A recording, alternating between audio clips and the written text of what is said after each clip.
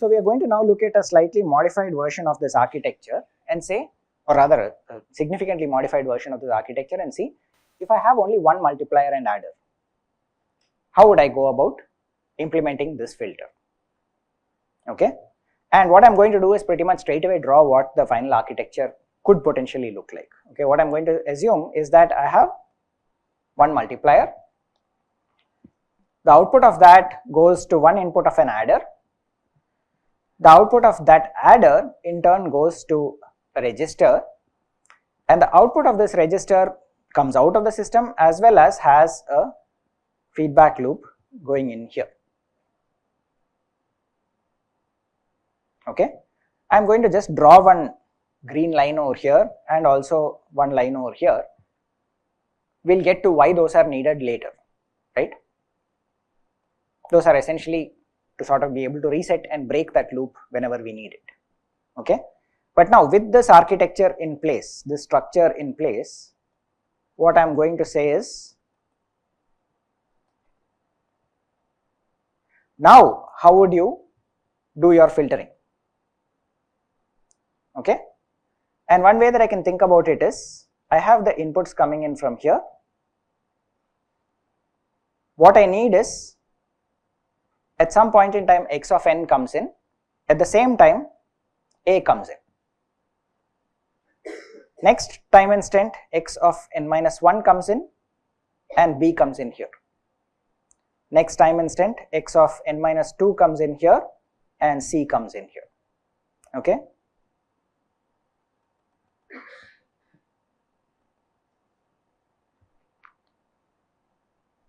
right. So the first time around x of n into a, then next clock cycle x of n minus 1 into b, next clock cycle x of n minus 1 into c. What is happening here? X of n into a comes out here, goes through the adder. As long as the register initially has a value of 0, 0 plus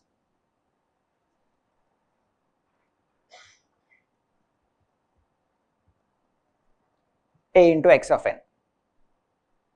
Okay, at t equal to 1, I will do that sum, whatever was already there, plus b into x of n minus 1, and at t equal to 2, I will do this sum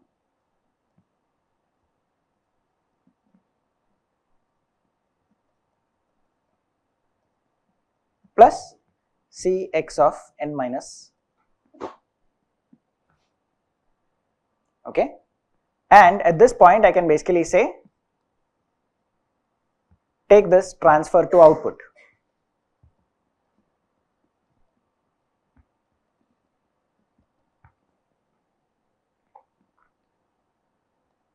Right, what should happen at t equal to 3?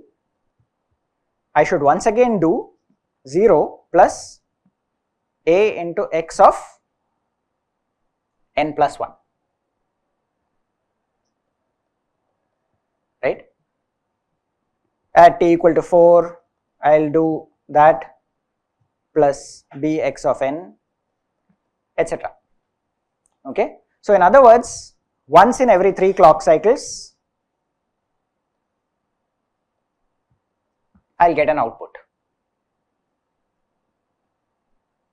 Okay, so my hardware architecture is now using one multiplier, one adder, one register, right, and there is actually quite a bit of extra support circuitry over here that I have not shown.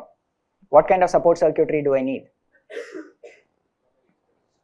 I need some shift registers or something that are going to hold the x of n values. That still remains. I have not drawn it over here, but that sort of implicit in this place.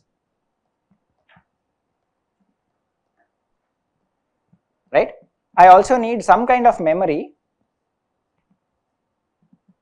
that will store my coefficients. I need some kind of a counter that will count 0, 1, 2, 0, 1, 2, 0, 1, 2, 0, 1, 2. Okay, I need a multiplexer out here either feedback or 0, right, which is essentially related to this. So the two green things are essentially related to each other, right. Either I just feedback a 0 to the adder at the appropriate time, that is whenever t is equal to 0 or 3 or 6 or something like that, I feedback a 0 as one of the inputs to the adder, automatically it will update the register correctly at the end of that clock cycle. Or I could reset the register explicitly, okay. But what it means is all of these things that I have marked in red are essentially now supporting circuitry that I have not even shown in the figure. So there is some additional overhead, right. I have got rid of 2 multipliers and 1 adder, yes, but instead, and of course the shift register was anyway required in the other case, but I do have a counter, I do have a multiplexer. That's the very bare minimum additional circuitry that I need, okay. Which one is better? Is this architecture better than the other one? What would you say?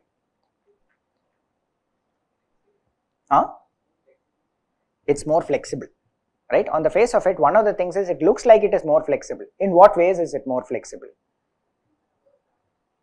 Increasing the number of taps now essentially becomes, I could potentially do this without resynthesizing anything, as long as I can change the counter.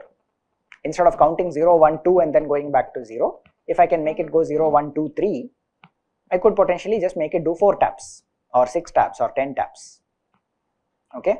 Of course, I will need to have a shift register that correspondingly expands, but shift registers can be implemented in different ways, right. It could be some kind of a separate memory that I look at, which is just designed for the worst case.